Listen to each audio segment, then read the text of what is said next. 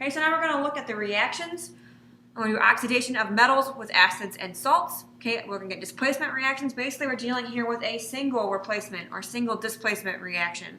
Okay, before we did doubles, for where we're forming a solid, a liquid, or a gas, precipitates, water, and then any number of those gases. Now we're doing with single replacements because these are oxidation reduction reactions. We didn't call these that last year. Okay. Now we'll look at magnesium, for example, with a hydrochloric acid. I make magnesium chloride and hydrogen gas. Okay, my magnesium starts out as a 0 because it is originally by itself with nothing with it. It ends up being a positive 2 because each chlorine is a negative 1 and there are 2 chlorines to be a total of negative 2, which means my magnesium goes from a 0 to a 2 plus. So the metal, or my magnesium, is oxidized, and my hydrogen, it turns out, is actually reduced. Because the hydrogen goes from being a 1 plus with the acid to being 0 by itself, and chlorine is just a spectator ion. It stays constant at negative 1. So you're going to have spectator ions every now and again, okay? Things that aren't going to do anything. So I just got to pick out what's actually changing. Usually I start with whatever's by itself. If it wasn't by itself to begin with or to end with, it probably changed. So here's another example, all right? It's possible for a metal to be oxidized in the presence of a salt. Okay, so I've got my metal here, and I've got a salt. Salts, again, remember, are just ionic compounds. Okay, so I have the iron and the nickel nitrate. I make iron nitrate and nickel. So if we kind of get rid of these spectator ions because the nickel is changing, but the nitrate is not. The nitrate was originally part of my solution. It ends up as part of my solution. So if I were to write out those net ionic equations, my net ionic would actually be iron plus nickel. It's a 2 plus because there's 2 nitrates. I'm going to iron as a 2 plus and nickel. So it doesn't look like anything is really changing, but it is. You got to be very careful. Okay, these are ionic compounds, so they broke apart in my solution. They don't stay together. Okay, this is where it's very important where these charges make a big difference. You have to put them in because this is nickel in a solution, change it to nickel as a solid. So if it helps, you can write in AQs for those and solids for the ones that are solid. Okay, so just be very aware that something is happening here. I went from solid iron to iron being in the solution. I went from nickel being in the solution to nickel being a solid. So just be very careful with those charges, why it's very important for those. All right. So write the balanced molecular and net ionic equation for the reaction of aluminum and hydrobromic acid. So if I write aluminum is Al, I add to that hydrobromic acid. Okay, it's a single replacement reaction. One is going to replace the other. So the Al is going to kick and replace that H. So I have Al and Br. Well, Al is a 3 plus, so Br has to have 3 of those to balance it out because bromine is a 1 minus. And then that means that hydrogen is out by itself. But hydrogen is not just H. Hydrogen is one of those diatomics, remember from last year? So hydrogen is always H2. So I got to balance my stuff out here, and I think I'm missing some 2s and 3s. So this would be a 2, that would be a 3. This should be a 2, that should be a 6. Okay, so I write this out then.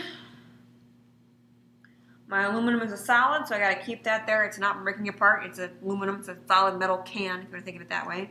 Okay.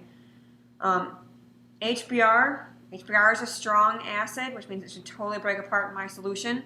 So I should have had 6H+. Well, if we look to the right, aluminum bromide is not one that is insoluble. Okay, it is part of a solution. It's part of those solubility rules, which means this should also break apart. It's a strong electrolyte.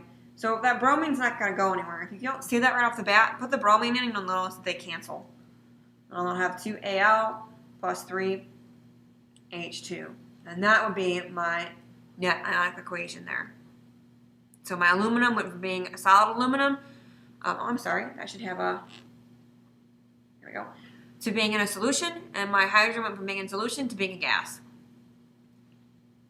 So go ahead and try the next one because you also have to put in here now for this next one as to what is oxidized and what is reduced.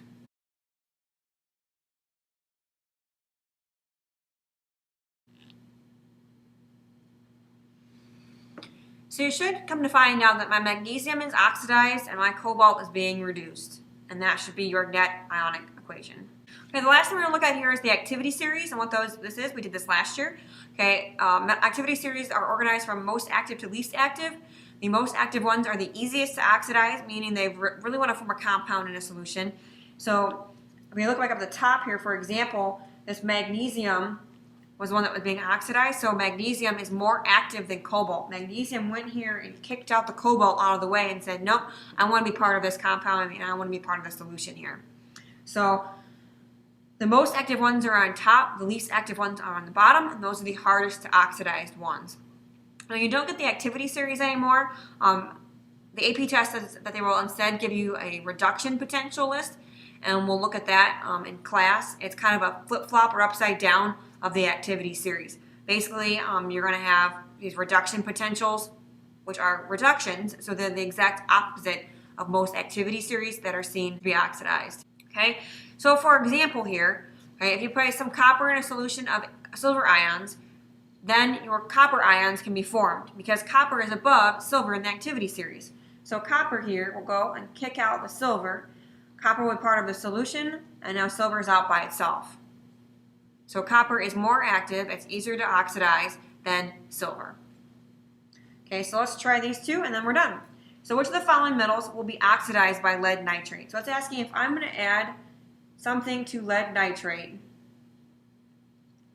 which ones can kick out lead?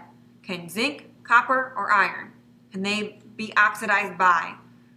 So they themselves are going to be oxidized. So you want to look on your activity series, on a reduction potential list we're going to learn how to do here. And what you'll notice is that zinc and iron are going to be the only ones that can actually replace lead. So I mean zinc and iron. And again, we'll look at the reduction list in class, okay? It's on the back of your periodic table, the green ones. Okay, I want to go through a couple of terms with this last one. It says, which of the following metals will reduce PbCO3? So if we're talking about reducing PbCO3, that means this one is going to be reduced.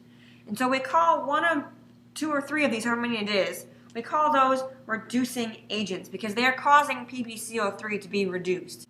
But they themselves are going to be oxidized. So PbCO3 is going to be an oxidizing agent because it's what causes the other thing to be oxidized. Okay. So if I'm going to look on my activity series or my reduction potential list, you'll only see here that magnesium is active enough to reduce PbCO3 or to have itself be oxidized. So magnesium is the only one here that's going to be a good reducing agent for PbCO3 because it's going to be above lead on the list. The other two are not.